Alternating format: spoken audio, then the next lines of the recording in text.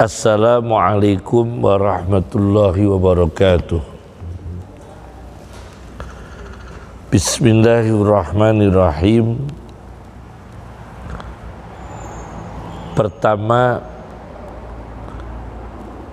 bahwa kitab Taurat menginformasikan kabar gembira tentang kebenaran Sayyidina Muhammad Rasulullah sallallahu alaihi wasallam sebagai nabi, sebagai rasul yang wajib diimankan. Saya baca di dalam kitab Al-Asas fi Sunnah wa Fiqhiha karya Said Hawa, jilid 1, bagian akidah, menukil dari hadis diriwayatkan oleh Imam Bukhari di dalam Sahih Bukhari. Di sini diterangkan dari Abdullah bin Amr bin As bahwa ditemukan firman Allah di dalam kitab Taurat mengenai Nabi Muhammad sallallahu alaihi wasallam. Di situ disebutkan di dalam kitab Taurat, Allah mengatakan, anta abdi wa rusuli, engkau hambaku dan utusanku. Samaitukal mutawakkil, aku beri nama kamu orang yang tawakal.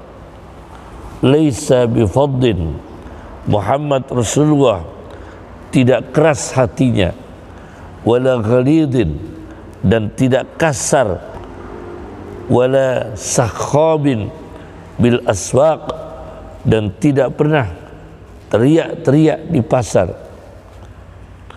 Wala yadfa'us sayyi'ah bis sayyi'ah, tidak pernah menolak keburukan dengan keburukan. Wala yakbidahullah, singkatnya saya potong-potong, yakni tidak semua saya sampaikan, kami ambil sebagian. Singkatnya, wala yadfa'us sayyi'ah bis sayyi'ah walakin ya'fu wa yasfah, dan tetapi Rasulullah mengampuni kesalahan orang lain, wa yasfahu, dan berpaling dari kesalahan orang lain. Wala yakbidahullah, dan Allah tidak akan mencabut nyawa Muhammad SAW hatta yuqima bihi al-millatal auja, sehingga Allah meluruskan dengan tangan Muhammad, dengan jerih payah Muhammad, dengan perjuangan Muhammad sallallahu alaihi wasallam, Allah meluruskan al-millatal auja, agama yang bengkong. Apa agama yang bengkong? Di dalam kitab Faidul Bari,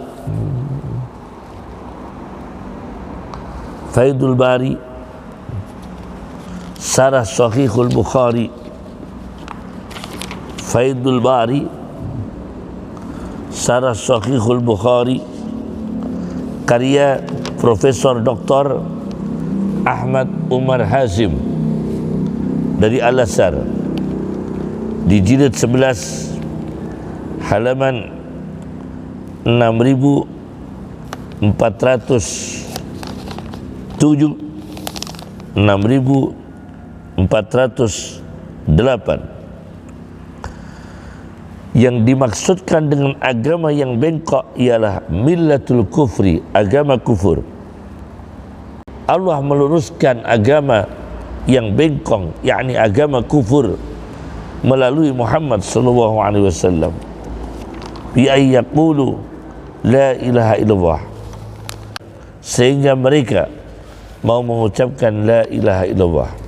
Agama yang bengkong karena di sana ada ibadatil asnam, paganisme, penyembahan berhala, wa taghyirihim millata Ibrahim, dan mereka merubah sejatinya agama Ibrahim, an istiqamatiha, dari istiqamah agama Ibrahim, dan mendoyongkan agama Ibrahim setelah tegaknya agama Ibrahim. Nah, kemudian bi ayyaqulu la ilaha illallah, dengan mereka mengucapkan la ilaha illallah. Fayaftahu bihi a'yunan umyan, maka Allah membuka dengan hadirnya Muhammad mata yang buta, wa adhanan summan, dan mengaktifkan telinga yang tuli, wa quluban ghulfan, dan membuka hati yang tertutup. Ini semua ada di dalam kitab Taurat tentang firman-firman Allah yang mengisyaratkan Nabi kita Muhammad sallallahu alaihi wasallam.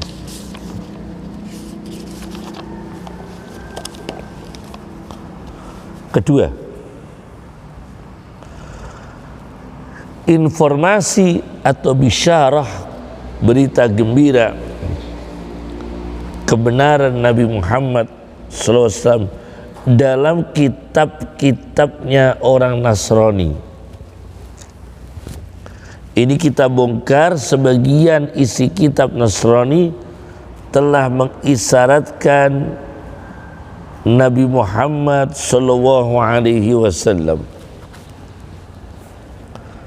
Saya baca di dalam kitab Al-Jawabus Sahih liman baddala dinal masih, karya Ibnu Taimiyah. Di dalam kitab Al-Jawabus Sahih liman baddala dinal masih, jilid 2, halaman 243.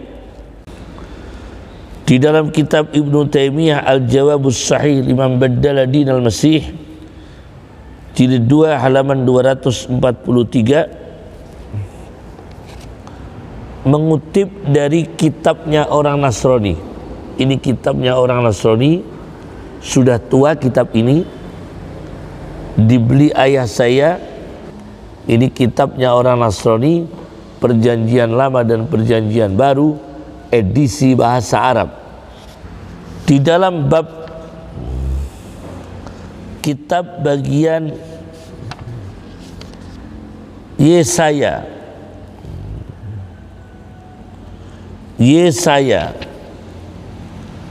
atau Yudea atau Asya'ya atau Isya'ya. Jadi ini kitab orang Nasrani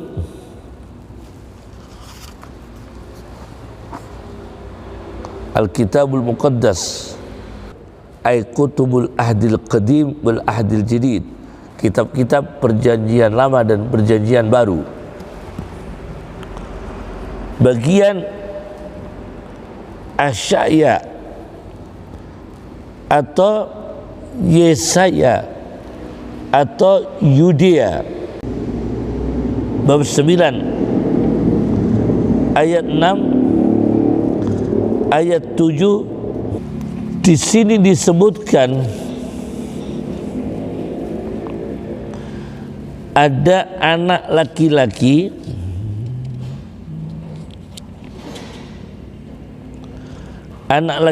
ini, kalau di kitab Nasrani yang dikutip oleh Ibnu Taimiyah Al-Jawabus Sahih liman baddala dinal masih, disebutkan gulaman, adanya anak laki-laki, singkatnya, dan anak laki-laki ini diberi Allah.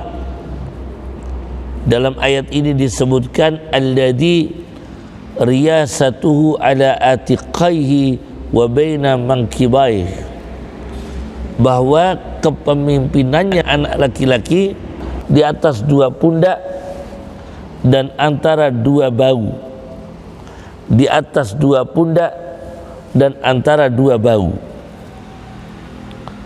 Nah, kemudian di kitab orang Nasrani kalimatnya adalah wa takunu riyasatu ala katifi, yaitu kepemimpinannya di atas bahunya.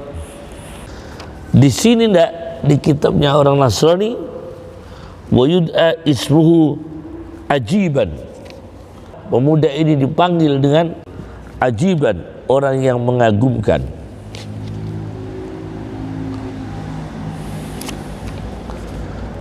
Berikutnya saya singkat, qawiyan disebut kuat, disebut kuat. Musallatan diberi kekuasaan. Ra'isas salamah, pemimpin membawa keselamatan. Itu redaksinya Al-Jawabus Sahih versi Ibnu Taimiyah. Kemudian versi kitab Nasrani ini Ra'isas salam, jadi ada perbedaan sedikit. Pemimpin keselamatan. Ini orang, siapakah hulaman, anak laki-laki ini? Kata Ibnu Taimiyah di dalam kitabnya Al-Jawabus Sahih liman baddala dinal Masih, jilid 2 halaman 243, yang kepemimpinan yang ada di atas dua pundaknya dan antara dua bahu itu Muhammad, bukan Isa. Karena apa? Karena Muhammad ini yang punya catatan perang, menyangklong pedang antara dua pundaknya, di atas dua pundaknya, menyangklong pedang ala atiqaihi. Maka Rasulullah disebut kepemimpinannya di atas dua pundaknya, ala atiqaihi. Disinilah analisa Ibnu Taimiyah bahwa ini anak laki-laki yang pas itu Muhammad, karena di Muhammad SAW. Karena siapakah yang membawa pedang di atas pundaknya? Muhammad SAW. Yakni mengenai Nabi, ini mengenai anak laki-laki yang Nabi ini, yang Rasul. Kemudian mengenai bau, karena disebutkan di sini min jihati khatamin nubuwah ala ba'di katifai, bahwasanya stempel kenabian itu di atas sebagian bau Rasulullah sallallahu alaihi wasallam. Ada stempel kenabian, ada cap kenabian sallallahu alaihi wasallam. Itu di atas bau. Nah, ini yang memper anak laki-laki ini Muhammad, yang diisyaratkan oleh kitabnya orang Nasrani akan muncul laki-laki yang kriterianya seperti tadi. Maka analisis para pakar ini yang pas Muhammad sallallahu alaihi wasallam. Ketiga,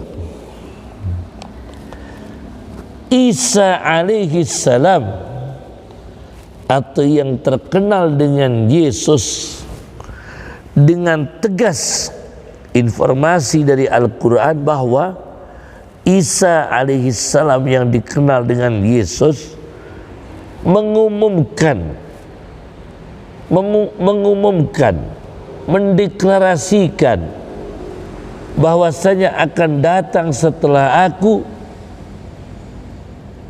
Nabi yang bernama Ahmad, ismuhu Ahmad. Akan datang Nabi Rasul setelah aku, namanya Ahmad. Nah, nama Ahmad ini nama lain dari Muhammad sallallahu alaihi wasallam. Yang mengumumkan Isa alaihissalam sendiri, Yesus sendiri. Saya baca sebuah tafsir ilmiah karya Dr. Muhammad Ratib An-Nablusi, Tafsir An-Nablusi, jilid 13 halaman 129.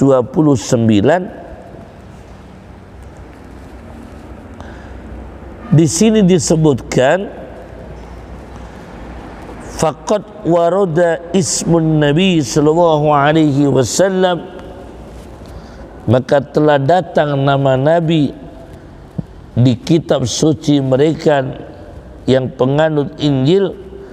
Nabi Muhammad itu diumumkan oleh Isa, oleh Yesus, muncul namanya Ahmad. Tapi di dalam kitab Nasrani, apakah ada nama Ahmad? Tidak, namanya tidak Ahmad, tapi artinya Ahmad, kan sama.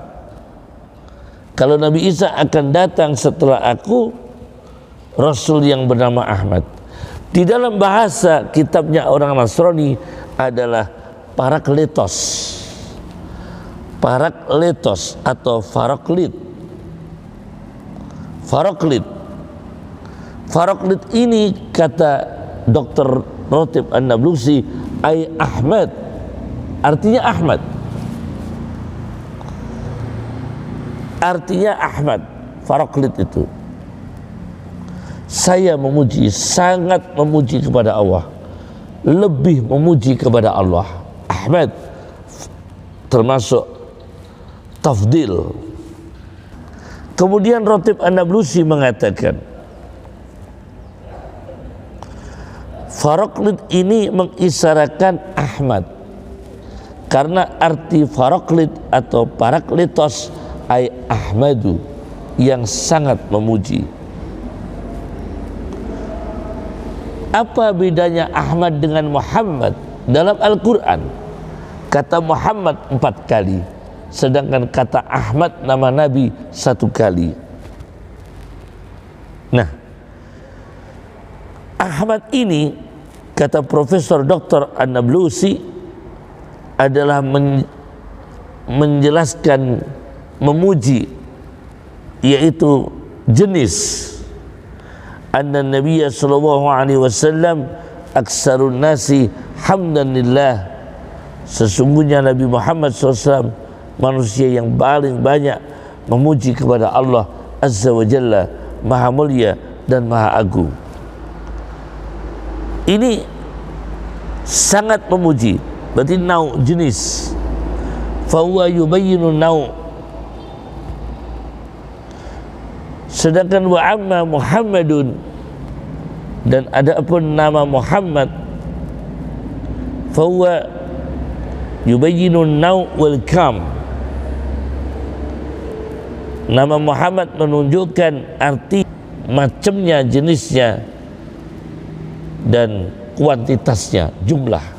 Muhammad sangat banyak dipuji, atau orang yang sangat banyak memuji. Apakah ada Faraklit itu yang mengisyaratkan Ahmad? Ahmad yang dimaksudkan Nabi Muhammad SAW. Saya baca di dalam kitabnya orang Nasrani, Perjanjian Lama dan Perjanjian Baru, yaitu bagian Injil Yohanes ayat 15, 16, 17. Yohanes bab 14. Di sini ada ayat dengan bahasa Arabnya, in kuntum tuhibbunani fahfadhu wasaya. Jika kalian mencintai aku, maka jagalah pesan-pesanku. Apa pesannya di sini? In kuntum tuhibbunani fahfadhu wasaya. Wasaya, ya, jika kalian mencintai aku, fahfadhu wasaya, maka jagalah, peliharalah wasiat-wasiatku.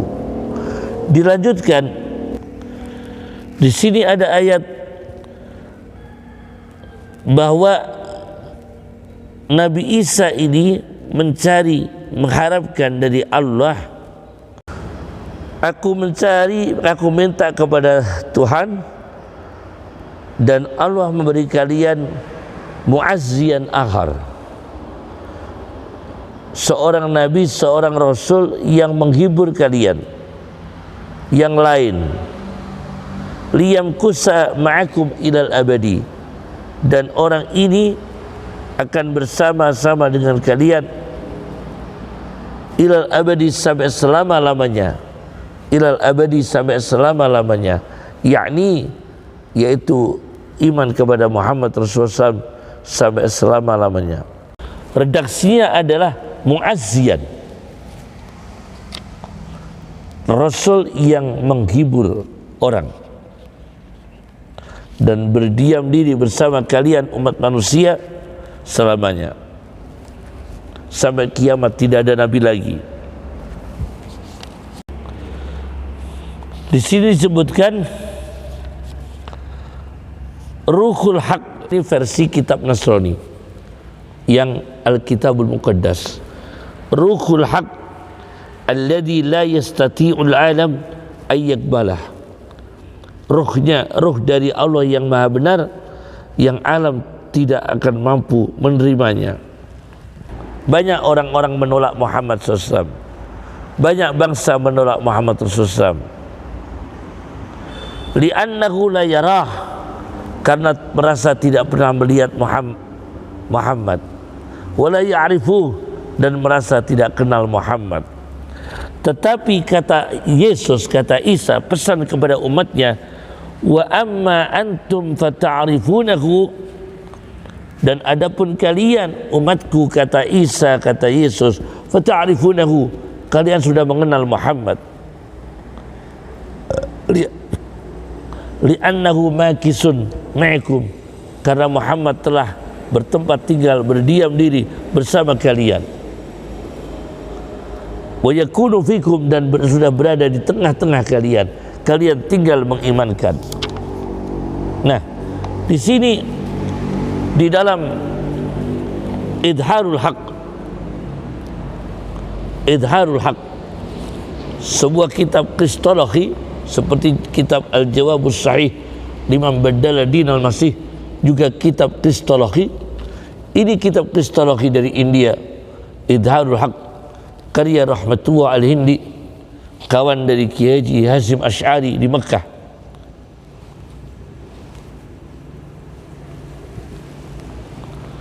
Di dalam kitab Idharul Haq juz 4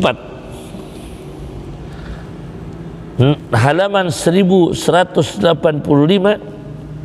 di sini redaksinya berbeda dengan kitab Al-Kitabul Muqaddas versi Nasrani, tapi ayat yang sama 15, 16, 17 dengan bab yang sama, yaitu bab 14 Injil Yohanes. Di sini disebutkan fayutikum faraklit akhar, maka Allah akan memberi kalian faraklit, Nabi faraklit, sangat memuji kepada Allah, yakni Ahmad, akhar lain, yakni tidak faraklit sebelumnya, tapi faraklit akhar, yang lain, yang terakhir, liyasbuta ma'akum ilal abadi, supaya tetap Rasul faraklit yang sangat memuji Allah terakhir, supaya tetap bersama kalian ilal abadi, selamanya mengimankan Muhammad sallallahu alaihi wasallam. Ini jelas adanya isyarat, informasi dari kitab-kitab yang dipegang oleh Nasrani, menginformasikan, mengisyaratkan tentang kebenaran Muhammad sallallahu alaihi wasallam. Keempat,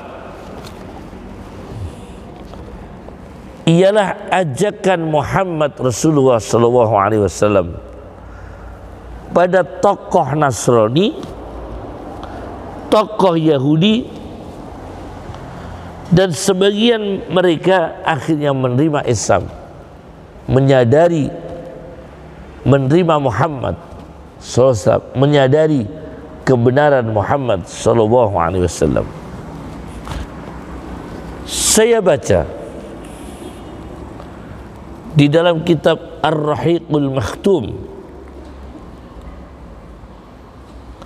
sebuah kitab ditulis oleh ahli hadis India Sofiyur Rahman Al-Mubarakfuri,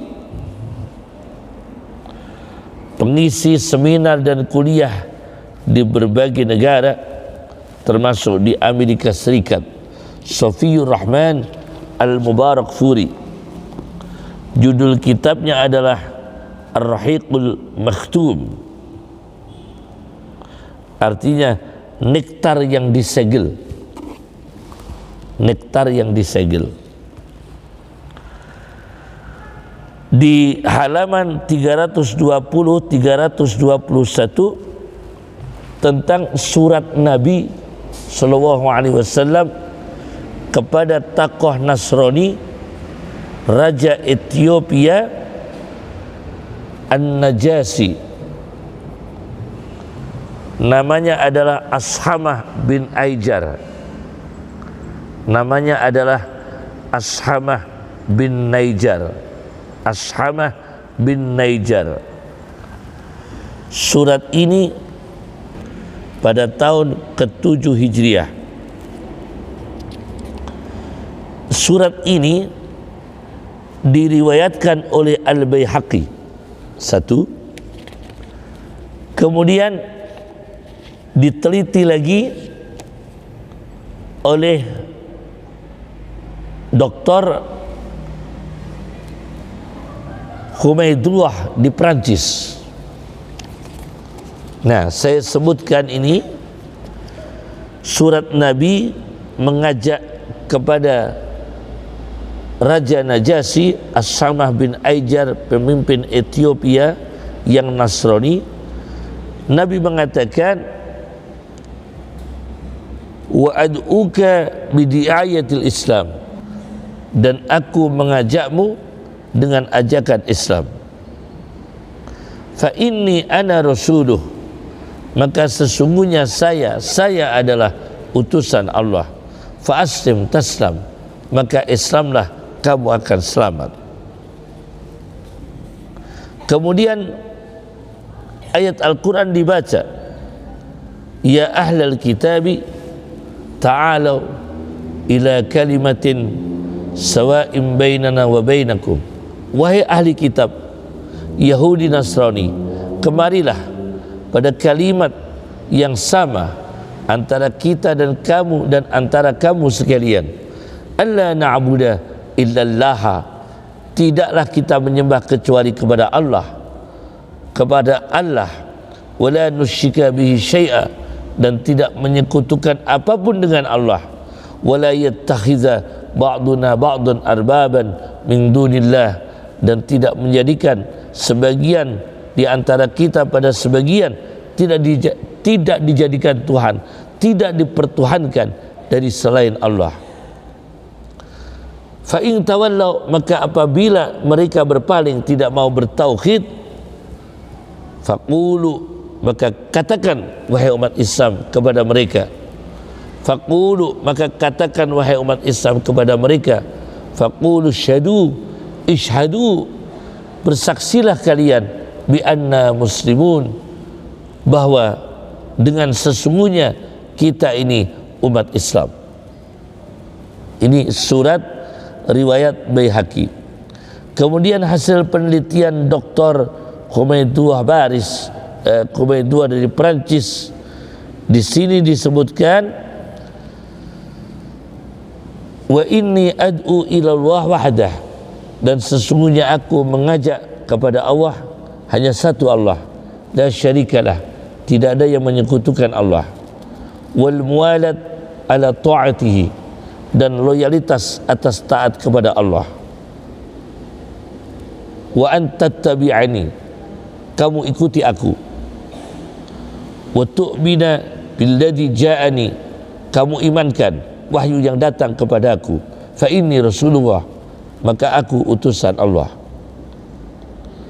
Singkatnya adalah faqbal nasihati, maka terimalah nasihatku. jelas ini. Nah, ini jelas ya. Kemudian ini ajakan Nabi Muhammad Rasulullah SAW dengan bentuk surat kepada tokoh Nasrani. Masalah yang kelima, bagaimana sikap tokoh Nasrani ini dalam kitab Kristologi Idharul Haq karya Rahmatullah Al-Hindi, seorang pemikir besar dari India yang ada di sekolahan Saulatiyah, pendiri sekolah Madrasah As-Saulatiyah Makkah. Ini pendirinya, pendiri sekolahan As-Saulatiyah Makkah Mukarramah, Rahmatullah Al-Hindi, pengarang kitab Idharul Haq, sebuah kitab kristologi 4 juz. Di sini dijelaskan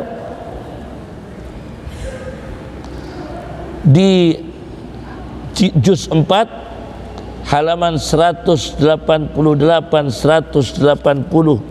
halaman 1188 1189 bahwasanya Najasyi begitu menerima surat ini, dia mengatakan, lamma wasala ilaihi kitabu Muhammad, ketika Najasyi kedatangan suratnya Muhammad, dia mengatakan, asyhadu billah, aku bersaksi kepada Allah, innahu lan nabi, sesungguhnya Muhammad ialah nabi, alladzi yantadiruhu ahlu kitab, yang telah ditunggu-tunggu oleh ahlu kitab. Nah, jelas ini pengakuannya siapa? An-Najasyi Ashamah, tokoh Nasrani dari Ethiopia. Masalah ke-6, hikmah munculnya Nabi Muhammad SAW punya hikmah sebagai kesaksian kebenaran nabi-nabi sebelumnya, termasuk informasi Isa alaihissalam, Yesus, informasi tentang baginda Muhammad Rasulullah SAW yang disebutnya dengan nama Ahmad dalam kitab Nasrani Muazziyan, dalam redaksi lain Faraklit, atau disebut dengan bahasanya adalah Parakletos, yang artinya Ahmad, orang yang sangat memuji, persis seperti Al-Quran. Nah, apa hikmahnya munculnya Muhammad Rasulullah SAW sebagai saksi kebenaran nabi-nabi sebelumnya? Saya baca sebuah kitab kristologi yang besar, kitab karya ulama Islam tentang kristologi, Al-Jawabul Fasih liman lafaqahu Abdul Masih, Al-Jawabul Fasih liman lafaqahu Abdul Masih, karya Nu'man bin Mahmud Al-Alusi yang punya kitab Ruhul Ma'ani. Ada Al-Jawabul Sahih liman badala dinal Masih, karya Ibnu Taimiyah, kitab kristologi. Al-Jawabul Fasih liman lafaqahu Abdul Masih, karya Nu'man bin Mahmud Al-Alusi, pengarang tafsir Ruhul Ma'ani. Ada Idharul Haq, karya Rahmatullah Al-Hindi, pendiri Madrasah As-Saulatiyah Makkah Mukarramah, sahabat dekatnya Ki Haji Hasyim Asy'ari rahmatullah alaihim. Di dalam kitab ini Al-Jawabul Fasih liman lafaqahu Abdul Masih, dengan di studinya adalah, yang studi di sini adalah Dr. Abdul Aziz, Dr. Khalid, Dr. Badr, Dr. Fahad, Dr. Abdullah, ya, terbitan Darul Miras An-Nabawi, di jilid 5, di jilid 5 halaman 375 376, mengutip dari Ibnu Qayyim al-Jauziyah, Rasulullah ini disebutkan dalam Al-Quran, bal jaa bil haqqi wa saddaqal mursalin. Surat bal jaa bil haqqi wa saddaqal mursalin. Balik, justru Nabi kita Muhammad datang dengan kebenaran dan membenarkan rasul-rasul sebelumnya yang diutus. Jadi umpama tidak lahir Nabi kita Muhammad, maka tidak diketahui kebenaran rasul-rasul sebelumnya. Wasaddaqal mursalin. Rasul-rasul sebelumnya kebenarannya itu diketahui oleh umat manusia karena Nabi kita menjelaskan sebagai saksinya. Wasaddaqal mursalin, membenarkan rasul-rasul sebelumnya. Lau lam yadhar nabiyyuna Muhammad, jika tidak muncul kenabian kita, nabi kita, jika tidak muncul nabi kita Muhammad, la batalat nubuwwatus sairil anbiya, maka dianggap batal. Artinya dianggap batal, orang tidak tahu, orang tidak tahu kenabiannya nabi-nabi yang lain. Faduhuru nubuwwatihi tasdiqun li syahadatihim, maka munculnya kenabian Muhammad sebagai pembenaran terhadap kesaksian kebenarannya para nabi-nabi sebelumnya. Luar biasa sallallahu alaihi wasallam. Karena apa? Fa innal mursalin basyaru bihi, maka nabi-nabi dulu, rasul-rasul dulu memberikan berita gembira akan datangnya Muhammad. Wa ahbaru bimaji'ih, dan menceritakan akan kedatangan Muhammad. Nah, kalau tidak datang, maka Nabi dulu akan dianggap bohong kalau tidak datang.